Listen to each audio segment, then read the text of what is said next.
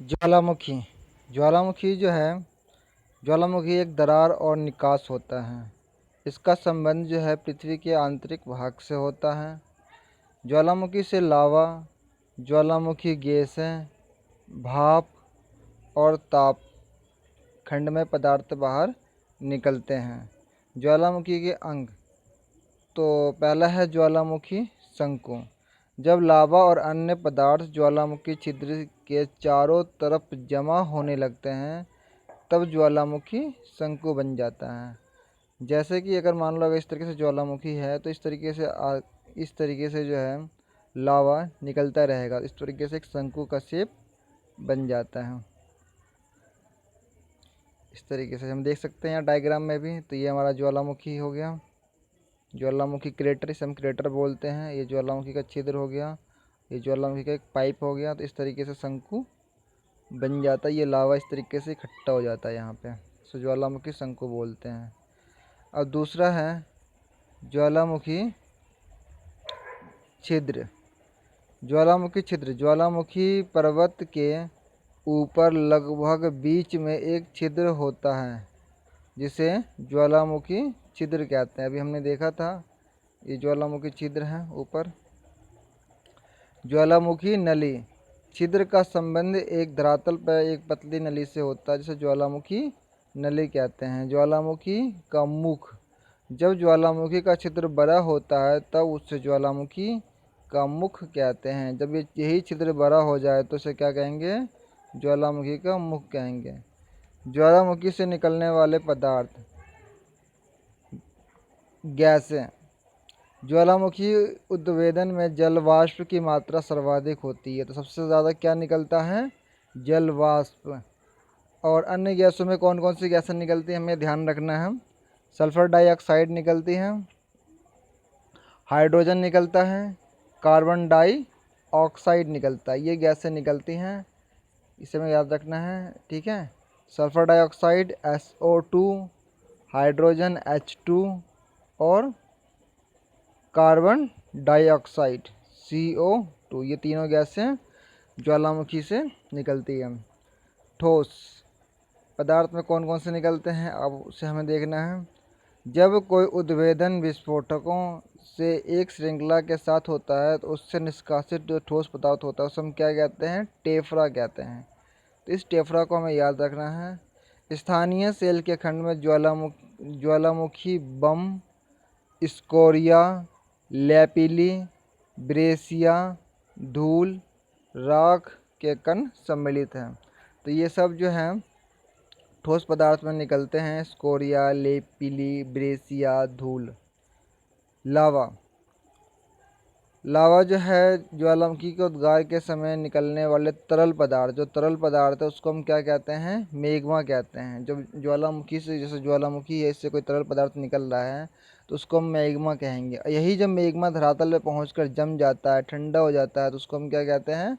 लावा कहते हैं। यानी जो तरल पदार्थ मैग्मा ही ठंडा होकर जम जाता है तो उसे हम लावा कहते हैं। तो लावा में जो मात्रा सिलिका की मात्रा होती है, लावा में सिलिका की मात्रा होती है, जिसके आधार पर हम दो प्रकार के होते हैं। पहला है एसिड लावा।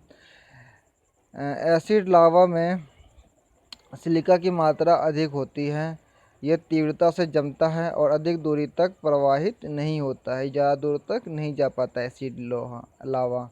बेसिक लावा, बेसिक लावा में जो है सिलिका की कमी होती है और ये ठोस होने से पूर्व अधिक दूरी तक प्रवाहित होता है।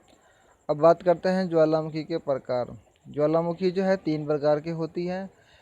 पहला है सक्रिय ज्वालामुखी। सक्रिय ज्वालामुखी जो होता है वो हमेशा सक्रिय होता है। इसके मुख से हमेशा धूल, धुआं, गैसें, वाष्प ये इत्यादि पदार्थ बाहर निकलते रहते हैं।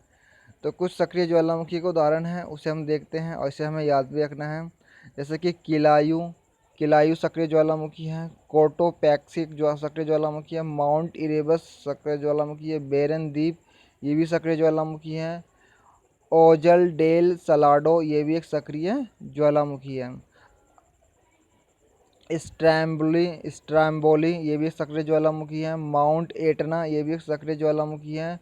मोना लोआ ये भी एक सक्रिय ज्वालामुखी है। और हमें देखना है कि ये ज्वालामुखी किस किस एरिया में पड़ता है।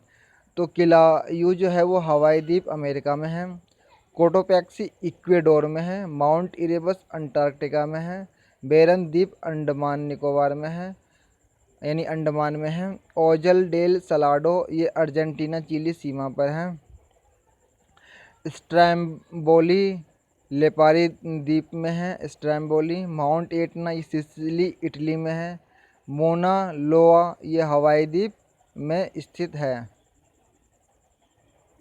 दूसरा है प्रसुप्त ज्वालामुखी। जो प्रसुप्त ज्वालामुखी जो होता है, ऐसे ज्वालामुखी होते हैं मतलब अभी तो उद्गार नहीं हुआ, अभी तक उसका उद्गार नहीं हुआ, लेकिन भविष्य में उसकी उद्गार होने की संभावना बनी होती है। तो इस टाइप के ज्वालामुखी को हम प्रसुप्त ज्वालामुखी कहते हैं।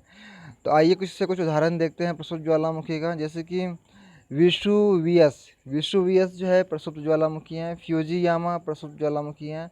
क्राकाटोआ क्राकाटाओ ये भी प्रसुप्त ज्वालामुखी है। नारकोंडम ये भी प्रसुप्त ज्वालामुखी है। तो विशुवियस जो है वो इटली में है, फ्यूजियामा जापान में है, क्राकाटोआ इंडोनेशिया में है, नारकोंडम ये अंडमान निकोबार द्वीप में है, जो कि प्रसुप्त ज्वालामुखी है। अब हम बात करेंगे शांत ज्वालामुखी की।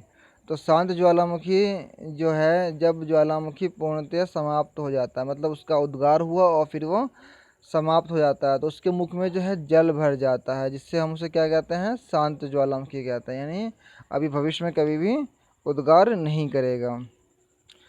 तो कुछ शांत ज्वालामुखी के उदाहरण देखते हैं हम, जैसे कि पोपा, एकांगागुआ, किलिमंजारो, कोह सुल्तान एवं देवबंद ये सब शांत ज्वालामुखी हैं। तो पोपा जो है वो म्यांमार में है, एकांकागुआ एंडीज पर्वत पे है, किलिमंजारो तंजानिया में है, कोह सुल्तान एवं देवबंद ये ईरान में है। ये सभी शांत ज्वालामुखी हो गए। उद्गार के अन्य रूप हैं, जैसे कि गीजर। गीजर जो है एक उष्ण स्रोत है। गीजर जो है, गीजर और उष्ण स्रोत यह भूमि के एक छिद्र से होकर भूमिगत जल स्रोत से वाष्प और अति उष्ण जल का प्रचंड निकास गीजर कहलाता है।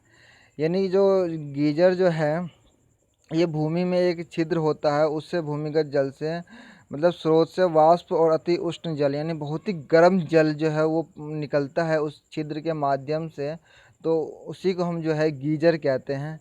और कुछ उसके उदाहरण भी हैं, जैसे कि येलोस्टन पार्क। येलोस्टन पार्क जो है उसका जो है ओल्ड फैथफुल ये यहाँ पे गीजर है, संयुक्त राज्य अमेरिका में है। उष्ण स्रोत से वाष्प तथा जल निरंतर निकलता रहता है। तो जो गर्म जल होता है उससे वाष्प निकलता है, जब जल गर्म होगा तो वाष्प निकलना ही है, संभव ये सब नेचुरल है। तो जल निरंतर, जैसे कि पूगा लद्दाख में है, पूगा राजगीर बिहार में है गीजर, सोना हरियाणा में है गीजर। ठीक है, तो हमारे इंडिया में गीजर हैं पूगा, राजगीर और सोना। सोना कहाँ पे, हरियाणा में है। धुआरे। धुआरे जो है एक ऐसा छिद्र होता है जिसके सहारे क्या निकलता है, गैस और वाष्प निकलता है, गैस और वाष्प निकलता है, धुआरे कहलाता है। धुआरे ज्वालामुखी की सक्रियता के अंतिम लक्षण माने जाते हैं। धुआरे जो है वो ज्वालामुखी की सक्रियता का अंतिम लक्षण है। कुछ धुआरे हैं, जैसे कि कोह सुल्तान धुआरा ईरान में, हवाई द्वीप का धुआरा, तो ये दोनों धुआरा हैं। अब हम ज्वालामुखी का विश्व वितरण देखते हैं कि ये ज्वालामुखी पूरे विश्व में कहाँ कहाँ स्थापित हैं। तो पहला है परिप्रशांत ज्वालामुखी, मतलब परिप्रशांत मेखला। तो परिप्रशांत मेखला में ज्वालामुखी पाए जाते हैं। मध्य महाद्वीपीय मेखला, तो मध्य महाद्वीपीय मेखला में ज्वालामुखी पाए जाते हैं। मध्य अंध महासागरीय मेखला, अपसारी प्लेट सीमा, मध्य अटलांटिक बेल्ट। तो इन चारों स्थानों पर ज्वालामुखी पाए जाते हैं। इन चारों का नाम हमें याद रखना है, परिप्रशांत जो मेखला, मध्य महाद्वीपीय मेखला, मध्य अंध महासागरीय मेखला, अपसारी प्लेट सीमा, मध्य अटलांटिक बेल्ट पर।